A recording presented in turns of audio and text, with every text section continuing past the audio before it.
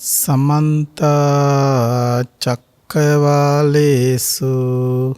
अत्र गच्छन्तु देवता सद्धम्मन् मुनिराजस्स सुनन्तु संघमुक्कदं धम्मස්සවන කාලෝ අයං බදන්තා ධම්මස්සවන කාලෝ අයං බදන්තා ධම්මස්සවන කාලෝ අයං බදන්තා නමෝ තස්ස භගවතු අරහතු සම්මා සම්බුද්දස්ස නමෝ තස්ස භගවතු අරහතු සම්මා සම්බුද්දස්ස නමෝ තස්ස භගවතු අරහතු සම්මා සම්බුද්දස්ස.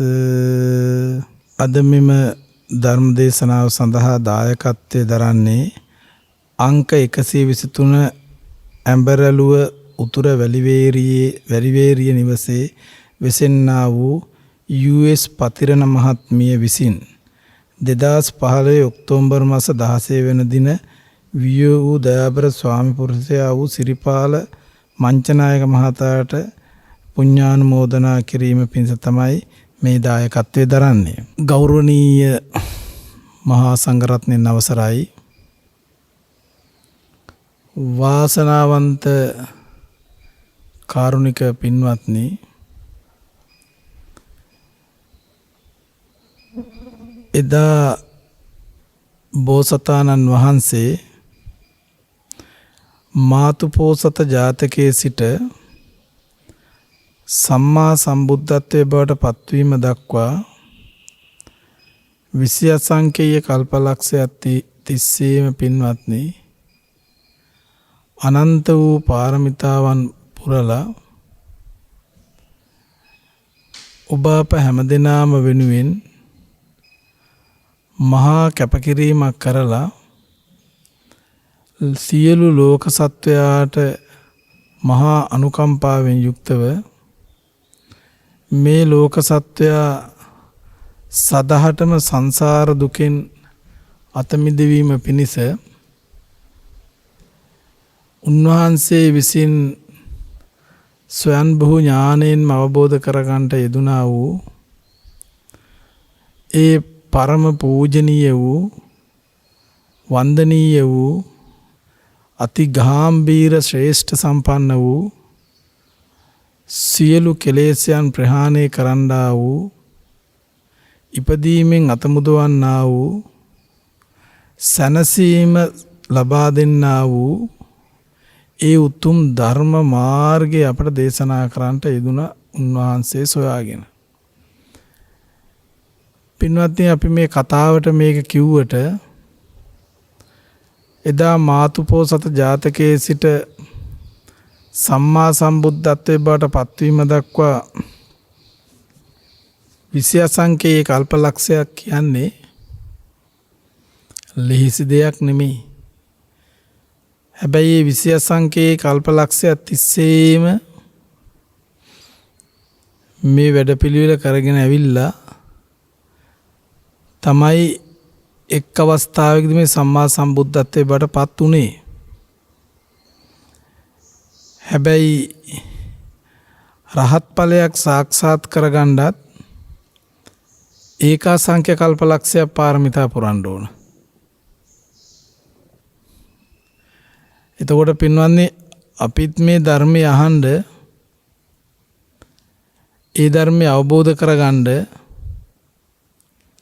ඒ දැනගත්තා වූ ධර්මයේ ප්‍රත්‍යක්ෂ ලෙස නුවණින් දකින්නත් අපිත් පින්වත්නි පාරමිතා පුරලා තියෙන්න ඕන. ඒ පාරමිතාවල ඌනතාවයක් තිබුණොත් අපිටත් මේ වැඩ කටයුතු කරගන්න හම්බෙන්නේ නැහැ. කුමන හෝ බාහිර දේවල් ඒවට යෙදිලා කුමන හෝ දෙයක් පින්වත්නි ඒකට ඉදිරිපත් කරලා අපි මේක අතහරින එක තමයි කරන්නේ. එක්ක කියයි රැකී රක්ෂා කියලා. එක්ක තව ප්‍රශ්න කියයි. ගිහි අයත් එහෙම කියයි. සමහර වෙලාවට පැවිදි වෙච්ච උතුමොත් කියනවා අනේ දායකයන්ගේ වැඩ වැඩි. තව වැඩ වැඩි. එහෙම කියලා. හැබැයි ඇත්ත වශයෙන්ම අපි දැන් මේ පැවිදි වුණේ දායකයන්ගේ වැඩ කරන එක මරමුණු කරගෙන නෙමෙයි. අපේ සංසාර විමුක්තිය සාක්ෂාත් කරගන්නවා කියන අරමුණ යුක්තව තමයි අපි මේ පැවිදි වීමටපත් වෙලා තියෙන්නේ. හැබැයි ඒක තුල දැන් පැවිදි වෙන අපට ලැබිලා තියෙන්නේ මොකද්ද? මරුණු කෙනා ළඟට ගිහිල්ලා පාංශු කූලයක් දෙන්න. හැබැයි මරුණු කෙනා මැරෙන්න මත්තෙන් පන්සල පැත්තේ ඉන්නෙත් නැහැ. බණපදයක් අහන්නෙත් නැහැ. දම්පැන් දෙන එකට සම්බන්ධ වෙන්නෙත් නැහැ. හැබැයි උනට මරුණු කෙනාට පාංශු කූලෙ දීලා එයා නිදහස් කරන්න පුළුවන් ද බලන්න අන්තිමට උත්සාහ දරන කියනවා. පින්වත්නි මරුණු කෙනාට නෙමෙයි දැන් ඕක සකස් වෙන්න ඕන. එතන ඉන්න අයට බණපදයක් අහලා හිත සකස් කරගන්න පුළුවන් නම් එයාට එහෙම තැනකට ගිහලා අනුශාසනාවක් කරා කියලා ප්‍රශ්නයක් නැහැ. හැබැයි ඉහිත් අපි බලන්න ඕන අපේ වටපිටාව තුල එවන් දවසක එවැනි අවස්ථාවක බණපදයක්වත් අහන්න සුදුසු පසුබිමක් එතන තියෙනවද? ඉන්න අයවත් ඒකෙන් ආදර්ශයක් ගැනීම පිණිස සූදානමින් ඉන්නවද? ස්වාමීන් වහන්සේ නමක් වැඩියොත් සංඝ ගෞරවයේ තියලා ඒ විදිහට කටයුතු කරලා බණපදේ අහන්න ඒගොල්ලෝ සැදී පැහැදී ඉන්නවද? එහෙම දෙයක් නම් අපට පේන්න නම් නැහැ පින්වත්නි. ඒගොල්ලෝ අර සමස්ත විදියට චාරිත්‍ර ටිකක් ඉටු කරන්න යනවා. හැබැයි එහෙම දැන් අපිට මේ ශාසනයේ ගොඩාක් ඒවා පින්වත්නි චාරිත්‍ර ඉටු කරන්නයි සංස්කෘතික සම්දර්ශන ඉටු කරන්නයි ඒව තියෙන්නේ. මේ බුද්ධ ශාසනය කියන්නේ සංස්කෘතික අමාත්‍යාංශයක් නෙමෙයි. ඒ සංස්කෘතික සම්දර්ශන තියෙන එකක් නෙමෙයි. විමුක්තිය සකස් වෙන්න විදිහට මනස මෙහෙවන වැඩ පිළිවෙලක් තියෙන තැන. හැබැයි දැන් මිනිස්සු එකේලි කරන්න බෑ. මිනිස්සු දැන් එතෙන්ටම ගිහිල්ලා තියෙන්නේ. අනේ මේ නිදහස් වෙන්න කියලා 20 අසංකේය කල්පලක්ෂයක් තිස්සේ අනේක විද දුක් ගැහැටවල් විඳලා මේක අවබෝධ කරගත්තේ නිදහස් වෙන්න. මිනිස්සු සදාහටම සංසාර දුකෙන් නිදහස් වෙන්න. හැබැයි මිනිස්සුන්ට සැප ලබා දෙන්න නම් වෙනම ක්‍රමයක් තිබුණා. සුගති උත්පත්ති ලබන්න නම් වෙනම ක්‍රමයක් තිබ්බා. බුදුරජාණන් වහන්සේ අපිට සුගතිය ලබා දෙන්න නෙමෙයි අපිට විමුක්තිය ළඟා කර දෙන්නයි වැඩ පිළිවෙල කරේ. අමරණීය භාවයට පත් වෙන්නයි වැඩ පිළිවෙල කරේ. ජාති ජරා ව්‍යාධි මරණ වලින් අත මිදෙන්නයි. දැන් ඇවිත් තියෙන්නේ පින්වත්නි බැලුවන් සමහර උදවිය කියනවා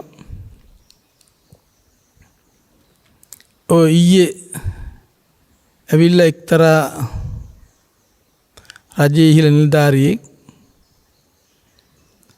මං හිතන්නේ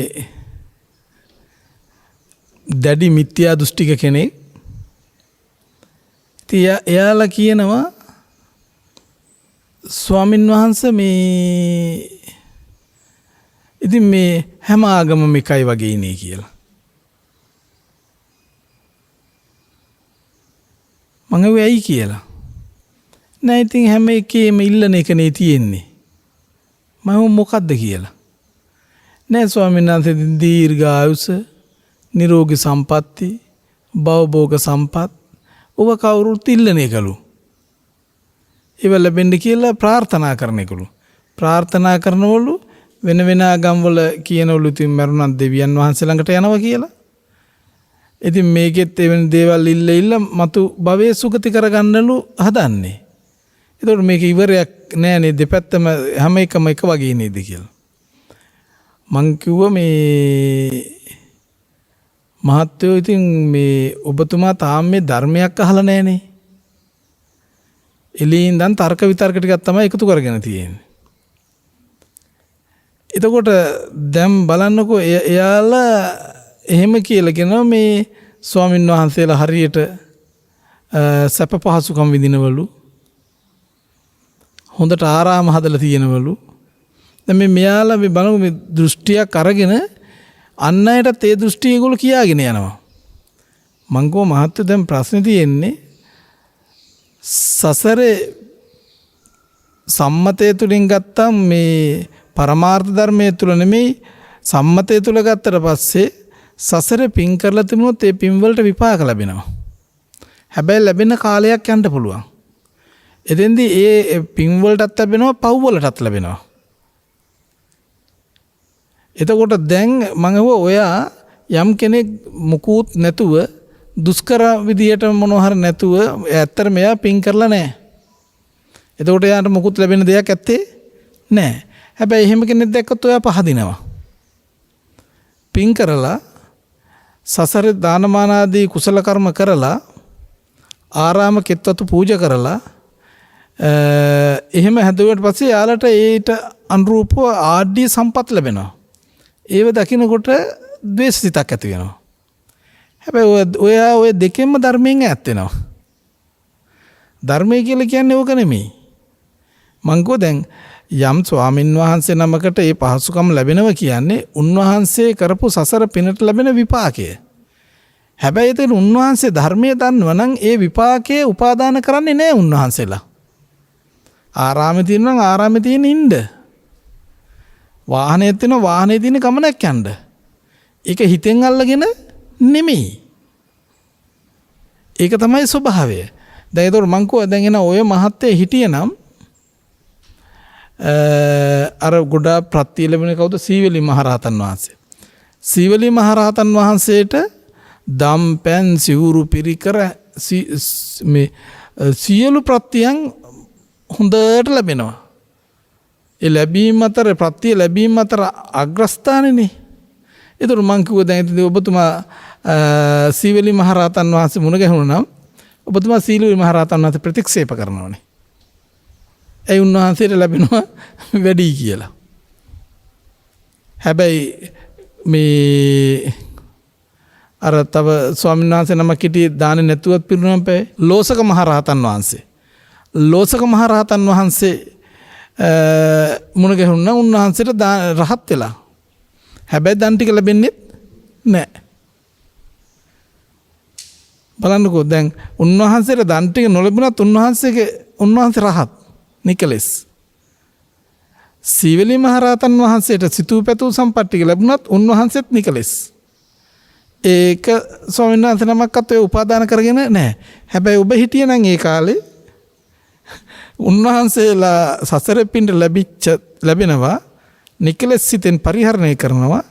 හැබැයි ඔබ අර දෙකම අල්ලගෙන එක පැත්තකට ගැටෙයි එක පැත්තකට බැඳෙයි. ඔන්න ඔබ දක්ෂ නම් ඔබ බලන්න ඔන්න ඔබේ හිත අනුන් ගැන හොයන්න එපා. ඔබේ හිත ඔය බැඳෙන ගැටෙන එක බලන්නකෝ.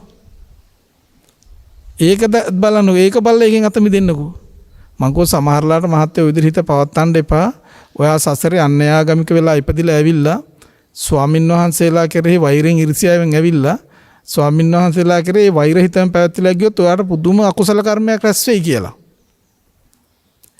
ඇයි පින්වත්නි දැන් මේ මිනිස්සු දැන් අපි වාහනයක් ස්වාමීන් වහන්සේනමට පූජා කරා කියලා මොකෝ ස්වාමීන් වහන්සේලා රැකිරක්ෂා කරලා වාහන ගන්නව නෙමෙයිනේ.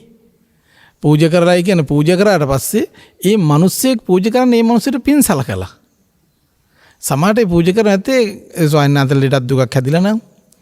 ඉතින් මේ මොන හරි එකක් තියෙනවා එහෙම වෙනවා. දැන් එහෙම දෙන හැබැයි සමහරට පූජා කරන කට්ටිය පූජා කරන්නේ අතහැරලා. ලබා ගන්න කෙනා අල්ලගෙන ඉඳ නැද්ද කියන එක දන්නේ නෑ පින්වත්නි. ඒකයි දැන් අපි බලන්න ඕන අපිට මේ ලැබෙන දෙයට බැඳෙන්න නෙමෙයි, නොලැබෙන දෙයට ගැටෙන්නත් නෙමෙයි, අන් කෙනෙකුට ලැබෙන ප්‍රත්‍ය වලට ඉරිසියා කරන්නත් නෙමෙයි. මේ ධර්මය අවබෝධ කරගන්න.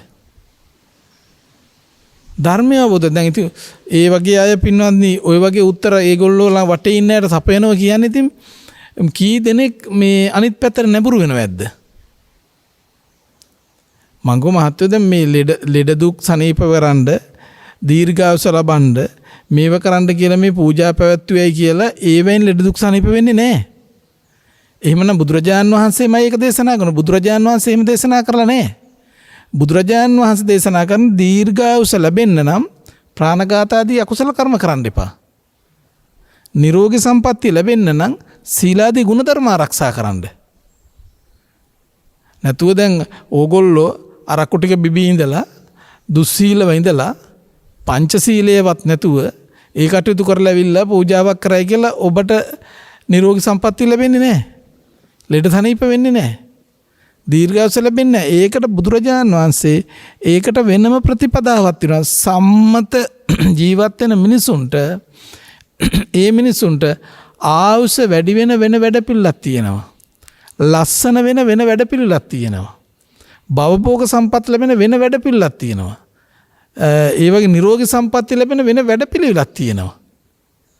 ඒක සම්මතය තුල. ඒ සම්මතය තුල භාග්‍යතුන් වහන්සේ මෙහුවන් ඒ අයට මෙන්න මේව කරන්න මේව කරොත් මේව ලැබෙනවා. මේව කරොත් මේව ලැබෙනවා.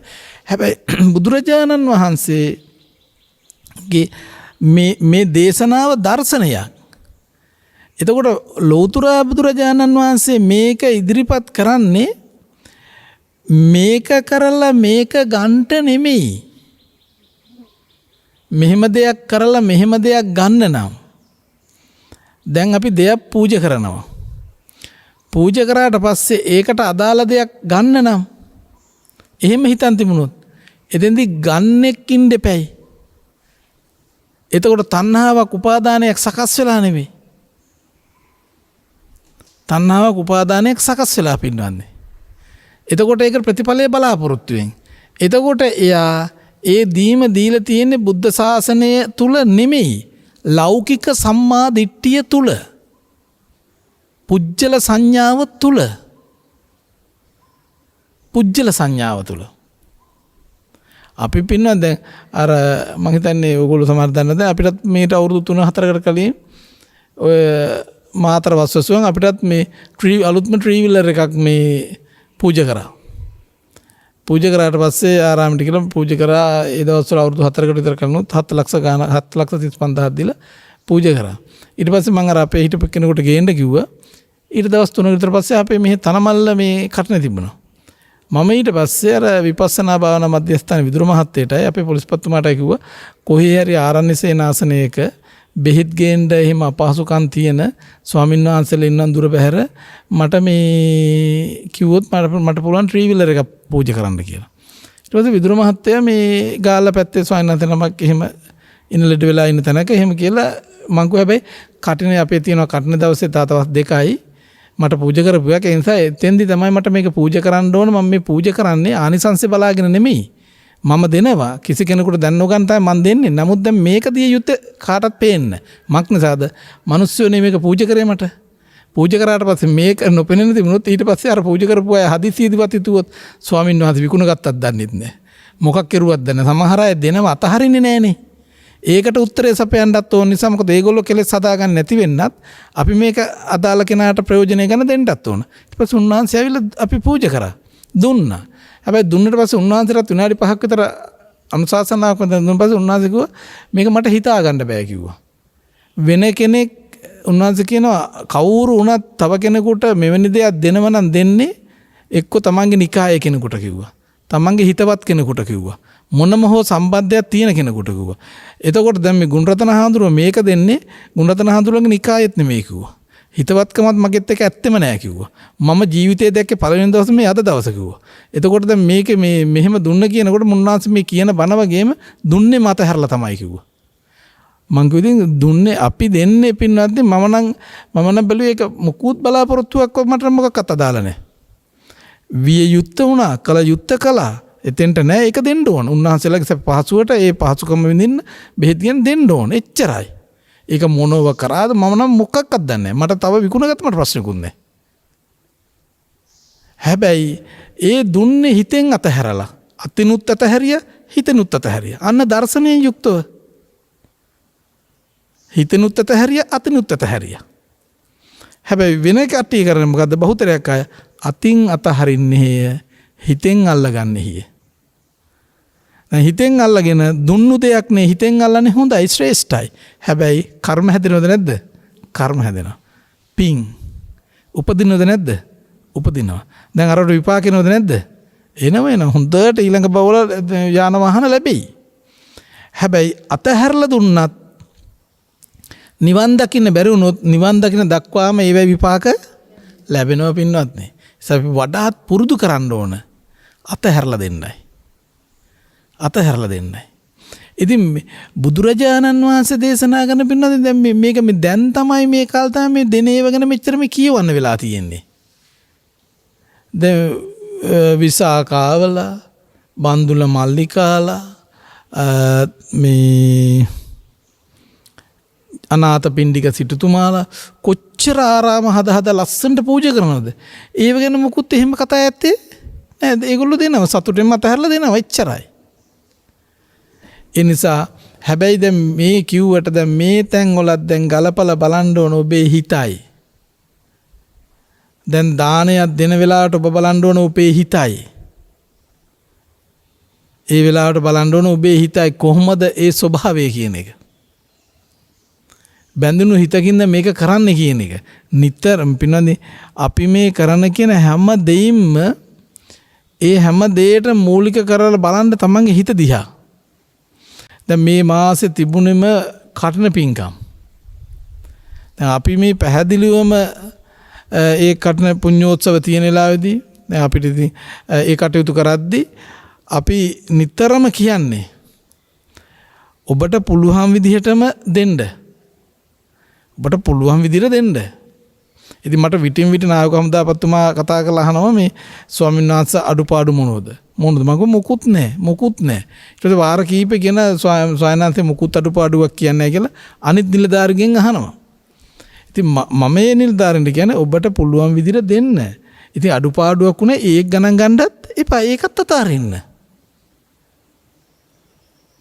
ඒකයි දැන් කර්ණ පින්කමේ කරන්න ඔබට පුළුවන් හොඳ විදිහට කරන්න.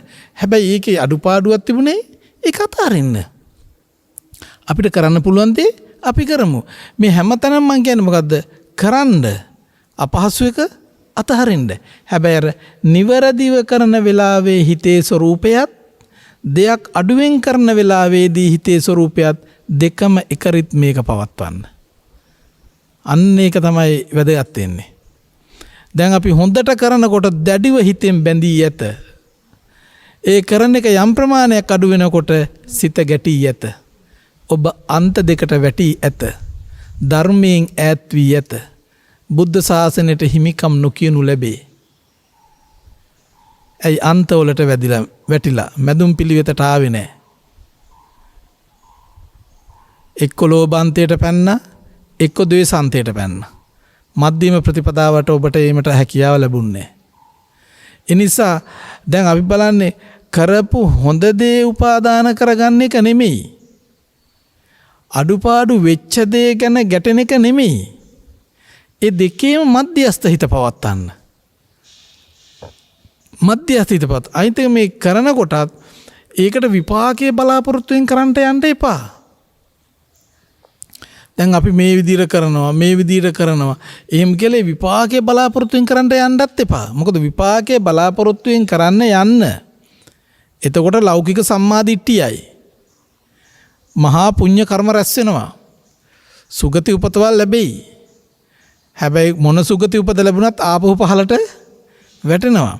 ඒ නිසා දැන් විපාකයේ පිණිස නෙමෙයි අපි මේ කල යුතු දේ කරන්න. ස්වාමීන් වහන්සේලා වස්වසවන්න ඕන. සිව්පසෙන් උපස්ථාන කරන්න ඕන. ඒ ටික කරන්න. දැන් ඔබ ඒ ටික කරන්නේ හිතේ බැඳිලා. එතකොට නිදහස් චින්තනයකින් තමයි කරන්න ඕන. නොබැඳුණු මානසිකත්වයකින් තමයි කරන්න ඕන. නොබැඳුණු මානසිකත්වයකින්. ඉතින් බැඳීමෙන් අත මිදෙන්නයි බුද්ධ ශාසනය. නිදහස් මානසිකත්වයක් ස්පර්ශ කරන්නටයි බුද්ධ ශාසනය. එදා බෝධි මූලයේ ළඟදී සියලු බැඳීම් ටික ප්‍රහාණය කර බෝසතාණන් වහන්සේ අති මහත් ශ්‍රේෂ්ඨත්වයට බවට පත් වුණා. මුළු මේ ලෝකයේම උත්තරීතර ලෙස පිළිගත්තා. ඒ සියල්ලම අතහැරිය බෝධීන් වහන්සේ ළඟ සියලු කෙලෙස්යන් ප්‍රහාණය කරා. බැඳීම් සදහටම නිදහස් වුණා. හැබැයි අද මේ අපේ පින්වත් පිරිස බෝධීන් වහන්සේ ළඟට ගිහිල්ලා සිතේ තියෙනා වූ බැඳීම් ප්‍රහාණය කරනවද? සිතේ තියෙන බැඳීම් අතහරිනවද? නෑ. ඔබ එතෙන්ට ගිහිල්ලා බැඳීම් ඉල්ලන්නේ. බැඳීම් එදා බෝධීන් වහන්සේ ළඟදී සම්පූර්ණ සත්ව පුජ්‍යල ආත්ම සංඥාවලින් අත මිදිලා සදහටම පුජ්‍යල සංඥාවෙන් අත මිදිලා සම්මා සම්බුද්ධත්වයේ බාටම පත් වුණා. සියල්ල පරිපූර්ණ විදිහට අවබෝධ කරගත්තා. සියලු බැඳීම් වලින් නිදහස් වුණා. එතෙන්ට ගිහිල්ලා දැන් ඔබ ඉල්ලනවා ඕන බෝධීන් වහන්සේ ළඟට ගිහිල්ලා දැන් ඔබ ඉල්ලනවා සියල්ල අතහැරපු මේ තුන් ලෝක ධාතුවේ ශ්‍රේෂ්ඨතම උත්තරීතර යුග පුරුෂයා සියල්ල අතහැරි බෝධීන් වහන්සේ ළඟට ගිහිල්ලා ඒ ස්ථානට ගිහිල්ලා ඔබ ඉල්ලනවා මගේ ව්‍යාපාර දියුණු වෙන්න, මගේ ග්‍රහපල දුරු වෙන්න, මගේ රැකිරක්ෂාව දියුණු වෙන්න, මට දරුමල්ලු ලැබෙන්න, මේව ලැබෙන්න කී එක දේවල් ඉල්ලනවා. ඒ ඉල්ලනකොටම බලන්න අපිට ඒ ඇසතු වෘක්ෂයට අපි කියන්නේ බෝධීන් වහන්සේ කියලා. බෝධිය කියන්නේ අවබෝධය. එතකොට ඒ බුදුරජාණන් වහන්සේගේ අවබෝධය අපි පිළිගන්න එක තමයි ශ්‍රද්ධාව කියලා කියන්නේ. එතකොට ඒ තරම් ගෞරවයක් අපි ඇසතු වෘක්ෂයට අපි යොදලා තියෙන බෝධීන් වහන්සේ කියලා. මොකද සම්මා සම්බුද්ධත්වයේ බාට පත් වෙන වෙලාවේ සෙවණ දුන්නු ශාකය නිසා. එතෙන්දී ඒ ශාකය එච්චර ශ්‍රේෂ්ඨ උනේ ඇයි? ශ්‍රේෂ්ඨ උනේ ඇයි? සියලු බන්ධන නිදහස් වෙන ඒ බෝසතාණන් වහන්සේ සියලු බන්ධන මේ ප්‍රහාණය කරන වෙලාවේ සෙවණ දුන්නු නිසා තමයි ඒ වෘක්ෂයත් ශ්‍රේෂ්ඨ උනේ. ඒ නිසා තමයි සියලු බන්ධන ප්‍රහාණය කරපුවාට පස්සේ තමයි බෝසතාණන් වහන්සේ සියලු බන්ධන ප්‍රහාණය කරාට පස්සේ තමයි අපිට උන්වහන්සේත් ශ්‍රේෂ්ඨ උනේ. උත්තරීතර උනේ. ලෞතුරා බුද්ධත්වයට බාටපත් උනේ. එතකොට පින්වත්නි එන එච්චර ශ්‍රේෂ්ඨ වුණු ඒ වෘක්ෂයත් අපි එච්චර ශ්‍රේෂ්ඨත්වයෙන් පිළිගනිද්දී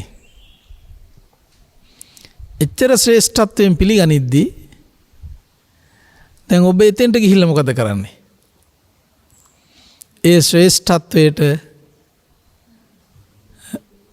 පූජා පවත්වනවද? ඒ ශ්‍රේෂ්ඨත්වයට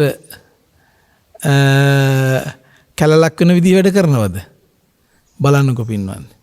ඒ ශ්‍රේෂ්ඨත්වයට හානියක් වෙනා වගේ. ඇයි ඔබ එතෙන්ට ගිහිල්ලා ඉල්ලන්නේ ආන දීර්ඝායුෂ ලැබෙන්න, දරු සම්පත් ලැබෙන්න, නිරෝගී සම්පatti ලැබෙන්න. දැන් ඔබ ඉල්ලනවා.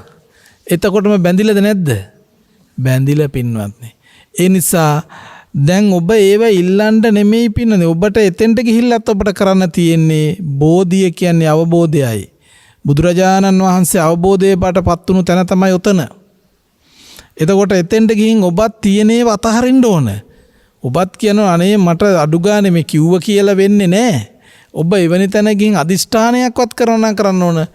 අනේ බෝසතාණන් වහන්සේ 20 අසංකේය කල්පලක්ෂය පාරමිතා පුරාගෙන ඇවිල්ලා අන්තිමට සියලුම කෙලෙස් මල ටික දුරු කරලා පුච්චලා විනාශ කරලා නැති කරලා දාපු මේ ශ්‍රේෂ්ඨතම බෝධින් වහන්සේ අභියස මමත් කියන්නේ මමද මේ අනන්ත සංසාර ගමනේ මේ එනවා කෙලෙස් වලට ගොදුරු වෙවි මේ කෙලෙස්යන් වලට ගොදුරු වෙවි එන වෙලාවේ අම්මා මැරුණ අඳපු කඳුළු මහසයුරට වඩා වැඩි දූදරුව ඥාති මැරලා අඳපු කඳුළු මහසයුරට වඩා වැඩි ගවය වෙලා බෙලි කපලා ගලා ගියපු ලේ ටික මහසයුරට වඩා වැඩි කුකුල්ලු වෙලා බෙලි කපලා මැරු වෙලාවේ ගලපුලේ මහසයුරට වඩා වැඩි ඒසා මහා අනන්ත දුක්ඛන්දරාවක් විඳ මේ දුක්ඛිත වූ මහා ගෝර සංසාරය යන මටත් මේ බැඳීම් ටික දුරු කරගන්න මේ කෙලෙස්යන් ටික ප්‍රහාණය කරගන්න මේ ශ්‍රේෂ්ඨ බෝධින් වහන්සේ අභියස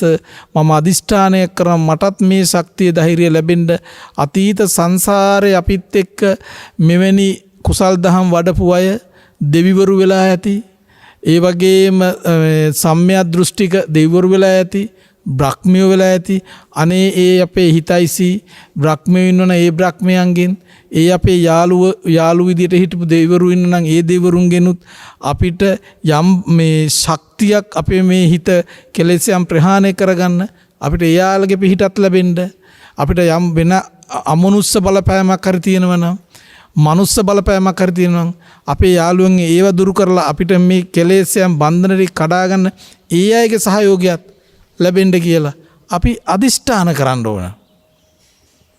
දැන් ඔබ දන්නවනේ පින්වත්නි සාරිපුත්ත මහරහතන් වහන්සේට දොස්පරොස් කිව්වනේ ස්වාමින් වහන්සේ නමක් කවුද? අර මේ දොස්පරොස් කියලා යනකොට මේ පොඩි සුණු සහල් වගේ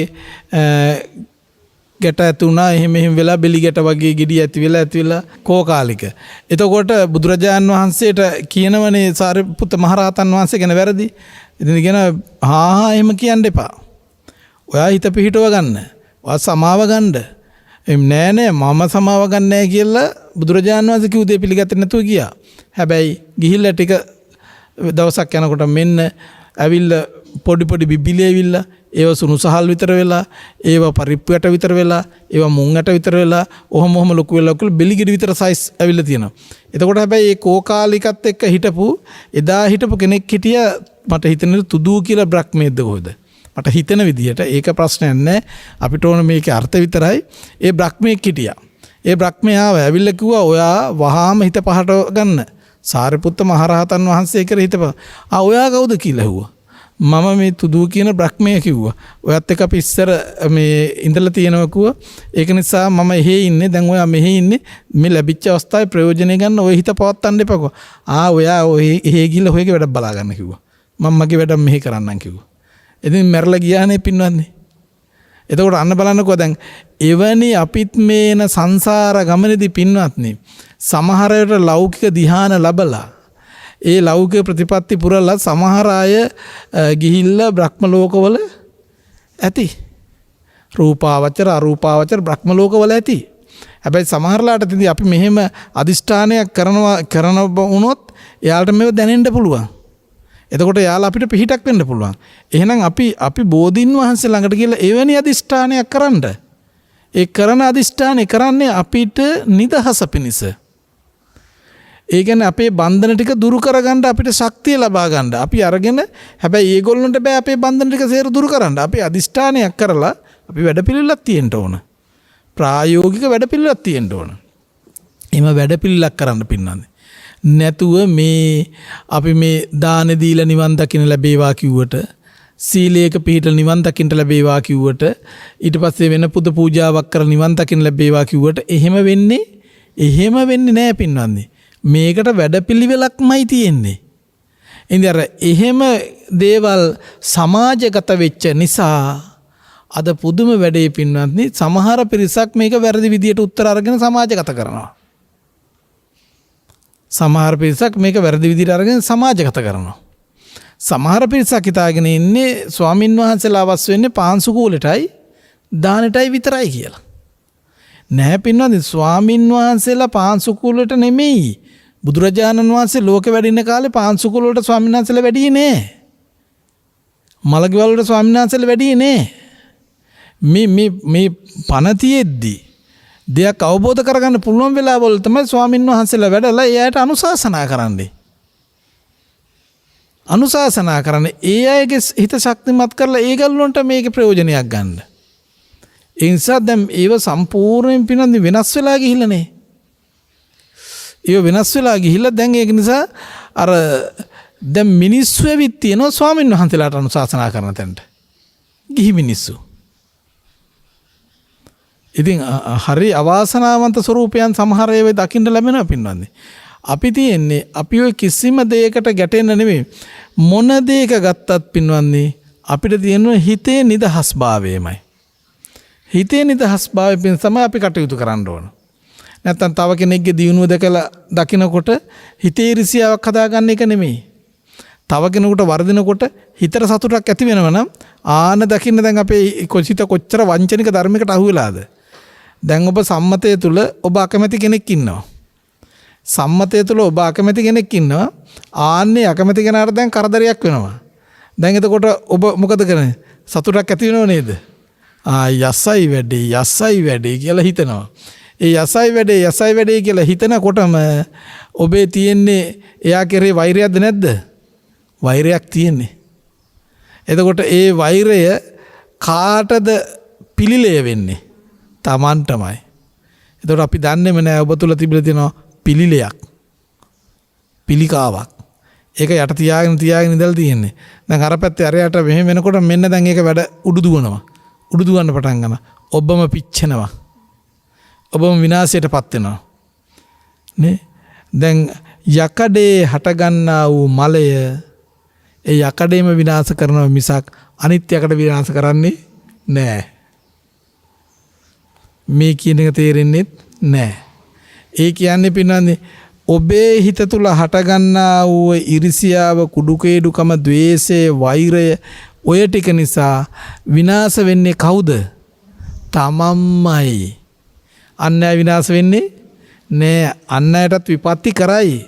අන් අයටත් විපත්ති කරයි. විටින් විට එකක් දෙකක් ඔන්න තමහට වෙන කෙනෙකුට බණී. ඒක එක සැරයක් දෙසරයක් සති දෙකක් තුනක් මාසයක් ගියන් වතාවක් විය හැකියි. හැබැයි ඔය පිළිලේ තියෙන කවුරු ළඟද? තමන් ළඟ. හැමතිස්සෙම ඔක මතක් වෙනවද නැද්ද? මතක් වෙනවා. මතක් වෙයි පිච්චි ඔය ඉන්නවා. එතකොට බලන්න කොච්චර වේදනාවක්ද කියලා. එතකොට ඔය පිච්චෙන ඔය ලාමක අකුසල ධර්මයේ හිත තුල පෝෂණය කරන තාක් කොපමණ වූ අකුසල සංස්කාර රැස් වෙනවද? ඒ සියලුම අකුසල සංස්කාරවලට අකුසල විපාකයන් එනවනේ. එතකොට ඒ අකුසල සංස්කාරය රැස් කරන්නේ කුසල යන්නේ කියන්නේ දැන් අකුසල සංස්කාර කියන්නේ අපුඤ්ඤාභි සංස්කාර රැස් කරන්නේ. දැන් අපුඤ්ඤාභි සංස්කාර රැස් කරන්නේ පුඤ්ඤාභි සංස්කාර හේතු කොටගෙන ගත්ත උපතක් නිසා. ඒක තමයි අවාසනාව කියන්නේ. පුඤ්ඤාභි සංස්කාරවල ප්‍රතිඵලයක් විදිහට තමයි මනුස්ස භවය ලැබෙන්නේ. ඒ පුඤ්ඤාභි සංස්කාරවල ලැබිච්ච ප්‍රතිඵලයේ මනුස්ස ජීවිතයේ ඒ මනුස්ස ජීවිතයේ උපයෝගී කරගෙන අපුඤ්ඤාභි සංස්කාර රැස් කරනවා. එතකොට මේ අපුඤ්ඤාභි සංස්කාර වලට ලැබෙන්නේ මොකද? සතර අපාය උපත. සතර අපාය උපත. ඇයි මේ පහළට දුක් පීඩා වලට වැටුනේ ඇයි? ආන්න ද්වේෂය, ඊර්ෂ්‍යා, වෛරය, කුඩුකේඩුකම්, පරිගැනීම නැමැති ක්ලේශ ධර්මයන් පෝෂණය කර ඉන්න නිසා. ක්ලේශ ධර්ම මේ ක්ලේශ ධර්මයන් පෝෂණය කරන්නේ කොහේද? සිතේ. කාගේ සිතේද? තමන්ගේ සිතේ. දැන් ඔබ පෝෂණය කරනවා කියලා තව කෙනෙක් දන්නවද? නෑ. ඒකයි බුදුරජාණන් වහන්සේ දේශනා කරන්නේ මහණෙනි තමා දෙස බලන්න. තමන් දෙස බලන්න. අයියෝ දැන් අර මහත්තයට මං කිව්වා මහත්තයා දැන් අයියෝ මහත්තයා කොපමණ අකුසල් රැස් කරනවද? ඔයා ස්වාමින් වහන්සේලා දිහා ද්වේෂයෙන් බලනවා. ඉරිසියාවෙන් බලනවා. එතකොට බලන කොච්චර අකුසලයක් රැස් වෙනවද?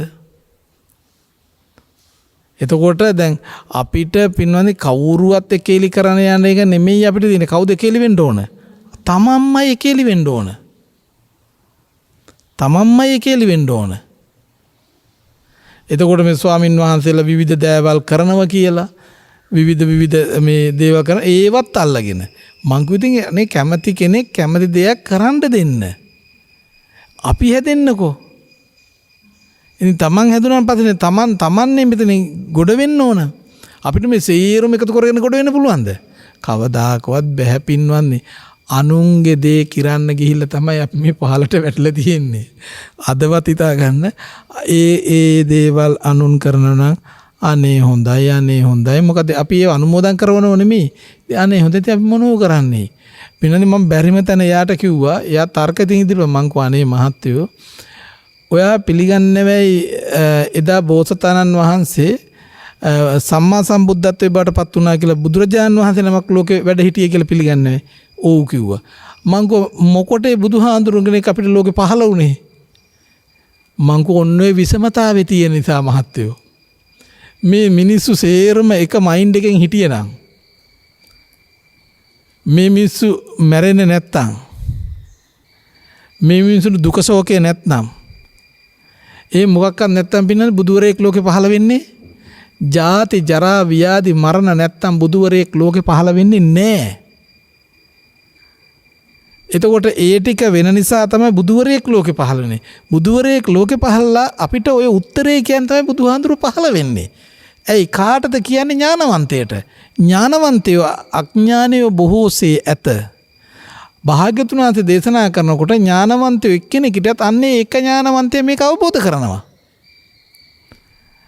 දැන් සිතන දේ සිතන අයුරින් වෙන්නේ නැහැ. අපි හිතන්නේ අපි හිතන විදිහට වෙන්න ඕන. නමුත් එහෙම වෙන්නේ නැහැ. කැමති දේ අපි ලැබෙන්නේ නැහැ. අකමැති දේවල් අපිට ලැබෙනවා. ඒ උත්තරේ දේශනා කරන බුදුහාඳුරු ලෝකේ පහළ වෙන්නේ.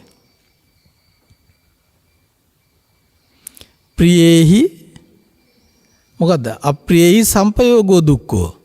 ප්‍රියේහි විප්පයෝගෝ දුක්ඛෝ. අප්‍රියන් හා එකතු වෙන්න වෙනවා. ඕන දැන් මහත්තයට මං කිව්වා ඕන මහත්තයට බලන්න දැන් ඔයා දැන් අප්‍රිය ටිකක් නේ දැන් ඔයා මේක කරලා තියෙන්නේ. අන්න එවැනි අය දැන් ඔය අකමැති ටිකක් ඉන්නවනේ දැන් අප්‍රියන් තමයි දකින්න ලැබෙන්නේ. අන්න එහෙම එකක් තියෙනවා සම්මතය තුල. ආන්න ඒ පණිවිඩය කියන්නත් බුදුහාඳුරුව පහළ වුණා. දැන් ඔයාට ඉන්න ප්‍රියයන් ඉන්නවා. ඔය ප්‍රියයන් වෙන වෙනවා. එතකොටත් ඔබට දුක එනවා. ප්‍රිය විප්පයෝගෝ දුක්ඛෝ. ඕක ඔහම වෙනව කියලා කියන්නත් තමයි බුදුහාඳුරුව ලෝකේ පහළ වුණේ. අනේ මහත්තයෝ ඔය විසවතාවේ නොතිබුණා නම් බුදුවරයෙක් අපිට නැහැ නෙවෙයි. ඒ නිසා ඒ විසමතාවෙත් තිබුණ නිසා ඒක පහදලා දෙන්නේ බුදුහාඳුරු ලෝකේ පහළ වුණේ. ටිකක් තේරුම් ගත්තා. කොහොම වෙයිද දන්නේ? දේරණ කෙලි කරන්න බෑ. නියත මිත්‍යා දෘෂ්ටික ස්වરૂපේමයි. එතකොට හැබැයි එහෙමනම් දැන් බලන්නකෝ ස්වභාවය පින්වන්නේ. අපි මොකද මංකෝ දැන් ඇයි ඔයා මේ අනුන් ගැන හොයන්නේ? ඔයා අසරේ පුරුදු කරපු එක. තමන් ගැන නේ හොයන්නේ. බුදුහාඳුරු දේශනා කරන්නේ තමන් ගැනමයි. අනුන්ගේ ඇදක් උදක් හොයනවා කියනකොටම හිත ඒ පැත්තට නැඹුරු වෙලා. ඒ නැඹුරු හිත එතනින් නිදහස් කරගත්තා නම් ඔබ නිදහස්. වෙන අනුන්ගේ ඇදේ කුදේ බලනවා කියනකොටම හිත එතනින් උපාදාන කරගෙන. ඒක ගොදුරු අල්ලලා. ඒ අල්ලලා තියෙනකොටම අපිට දුකයි වේදනයි. එතන ඒ හිත එතන නිදහස් වුණා නම් අපිට ඒකෙන් නිදහස්. දැන් මේ හැම දේශනාවකම හැම දෙයකම තියෙන්නේ මනස නිදහස් කරන එකයි. නිදහස් මානසිකත්වයයි. අපිට දැන් පසු කාලීන නෙමෙයි අහන්න ලැබුණේ මොනව කරත් බැඳෙන්න. මොනව කරත් බැඳෙන්න. ඒක නිසා මේ කට්ටිය දැන් බැඳීම සකස් වෙනවා කියන තැනම තණ්හාව ස්පර්ශ වෙනවා. තණ්හාව ස්පර්ශ වෙනවා කියන්නේ සමුදය සකස් වෙන්නේ. ඉතින් සමුදය තුල කිසි දවසක සැපක් ලැබෙන්නේ නැහැ. සමුදය කියන්නේම පින්වන්දි දුක ඇති කරන හේතුව. දුක ඇති කරන හේතුව ඔබ කැමැත්තෙන් ස්පර්ශ කෙරුවත් දුක ඇති කරන හේතුව ඔබ අකමැත්තෙන් ස්පර්ශ කෙරුවත් ඔබට ලැබෙන්නේ එකම උත්තරේ. මොකද්ද? දුකමයි. බලන්නකෝ. දුක ඇති කරන හේතුව කැමැත්තෙන් ස්පර්ශ කරනවා. කැමැත්තෙන් ස්පර්ශ කරුවත් ලැබෙන්නේ දුකමයි. දුක ඇති කරන හේතුව අකමැත්තෙන් ස්පර්ශ කරනවා.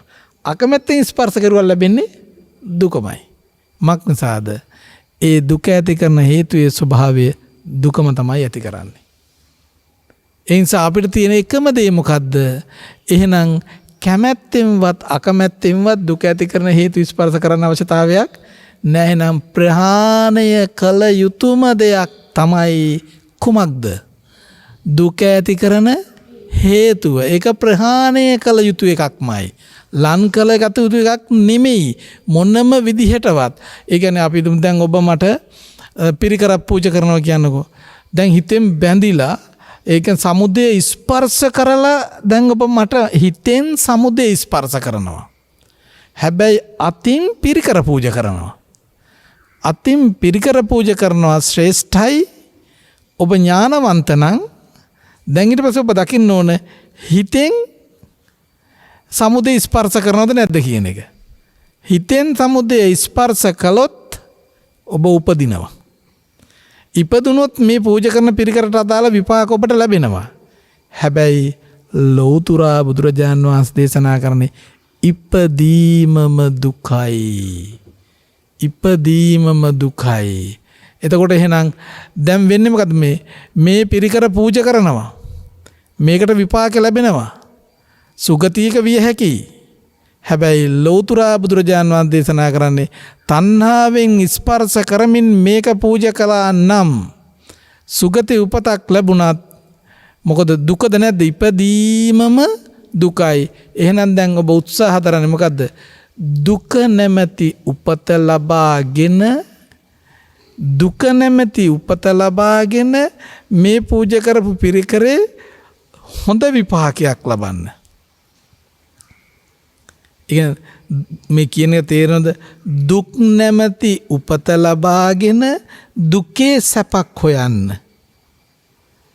බලන්නකෝ, දුක නැමැති ඉපදීමම දුකයි. ජාතිපි දුක්ඛා. ඉපදීමම දුකයි. ඉපදීම නැමැති දුක ලබාගෙන ඒ ඉපදීම නැමැති දුක ලැබුණොත් මොනව කළත් ඉපදීම දුකමයි. සැපක් නැහැ. ඒ ඉපදීම නැමැති දුක ලබාගෙන ඒ දුකේ සැප හොයනවා. පුදුම වැඩේනේ. ඉපදීම නැමැති දුකේ සැප හොයනවා. දුකේ කොහෙද සැප? දුකේ දුකමයි. එනේ ඒ දුකේ දුකමයි. දුකේ විෂමතා තියෙනවා.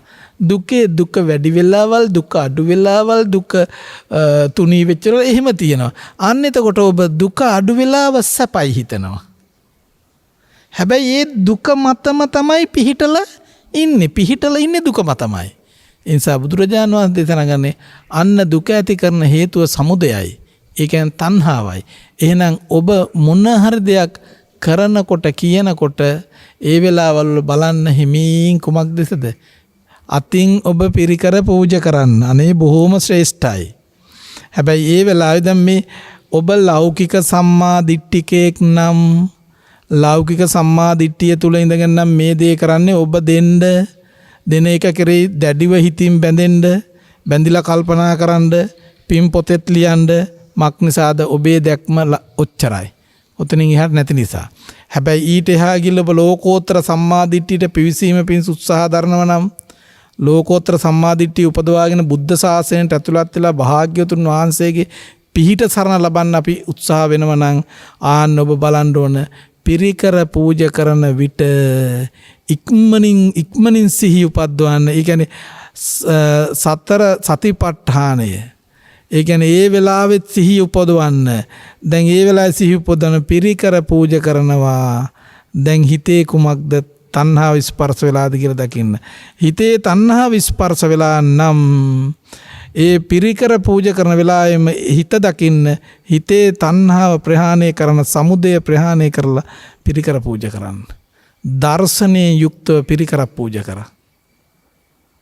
මහා සංඝයාට පිරිකර පූජා කරා. මහා ශ්‍රේෂ්ඨයි. පින්නනි ඕවනි මානසිකත්වය පවත්වන දෙවිවරුත් පින්නනි සම්මිය දෘෂ්ටික දෙවිවරුත් ඔබට නමස්කාර කරනවා.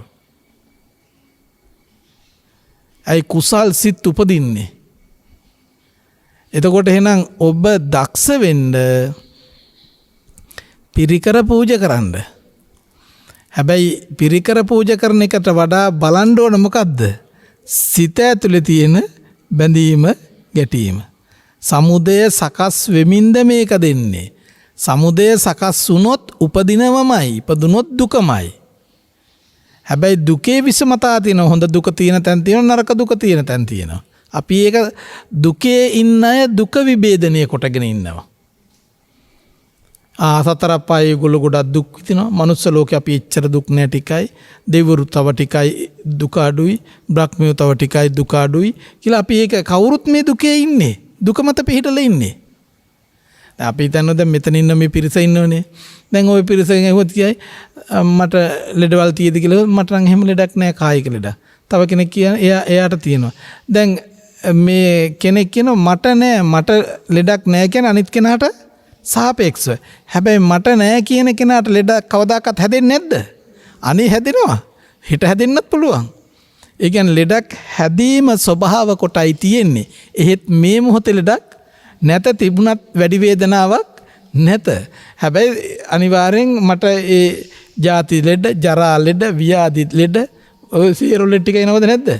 එනව පින්නවද? මක් නිසාද? දුකම උරුම කරගෙන ආපු අපිට දුක මිස සැපක් ලැබෙන්නේ නැත. ඒ නිසා ඔබ පින්නවද මේ ධර්මයන් අහලා මට හිතෙනවා මේක අහනකොට දැන් ඇත්තට ගොඩ දෙනෙක් ඉතින් අපිට ඇවිල්ලා ඉතින් හරියට මේ පෝදා වැඩතරන් වලට හරියට දුර ඈත ඉඳලා කට්ටිය එනවා. ඉතින් ඒ කියන්නේ ඒ එන්නෙම එයාලා කියන ඇත්තට ස්වාමීන් වහන්සේ බොහොම මේ ප්‍රායෝගික එකක් දේශනා කරන නිසා අපි ටික ටික දැන් මේක හුරු කරනවා කියන එක. පින්නන්නේ මෙහෙම ටික ටික හරි හුරු කරනකොට ඔබට මහා පුදුම ශ්‍රේෂ්ඨ ශක්තිමත් හිතක් සකස් වෙන්නේ. එතෙන්දී ඔබ මරණාසන්න මොහොත ගුණත් ඔබේ චුති චිත්තය ගැන ඔච්චර බය වෙන්න දෙයක් ඇත්තේ නැහැ. ඒක එහෙම නුනත් ඔබ ඒ අපි දැන් හරි දෙයක් මේ පුළුවන් වෙලාවෙ කරනවනේ පින්වත්නි. මේක පුරුදු කරන්න, මේක පුරුදු කරන්න. සමුදය ප්‍රහාණය කරන්න. හොඳයි එහෙනම් සියලු දෙනාටම තෙරුවන් සරණයි. මෙම ධර්ම දේශනාවේ දායකත්වයේ දරන්නේ අංක 132 ඇඹරළුව උතුර වැලිවේරිය නිවසේ වෙසෙන්නා වූ US පතිරණ මහත්මිය විසින් 2015 ඔක්තෝබර් මාස 11 වන දින වියෝ වූ දයාබර ස්වාමි පුරුෂයා වූ සිරිපාල මංචනායක මහතාට පින් පිණිස මෙම උතුම් ධර්මදේශනය සඳහා දායක දරන ලදී.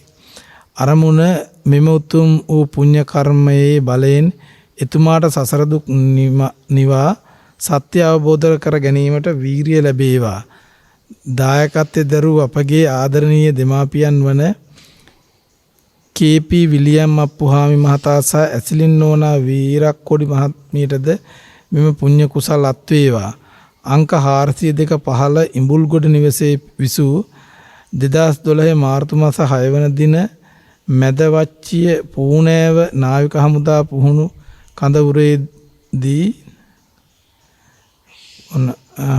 පුහුණු කඳවුරේදී දායකත්වයේ දරූ අය අතරින් වියෝ වූ රංගලක්මාල් වික්‍රමසිංහ මුණුපුරාටද පවුලේ නමින් මිය පරලොව ගිය සියලුම ඥාත හිත මිත්‍රාදීන්ටද මෙම කුසල් අනුමෝදන් වේවා.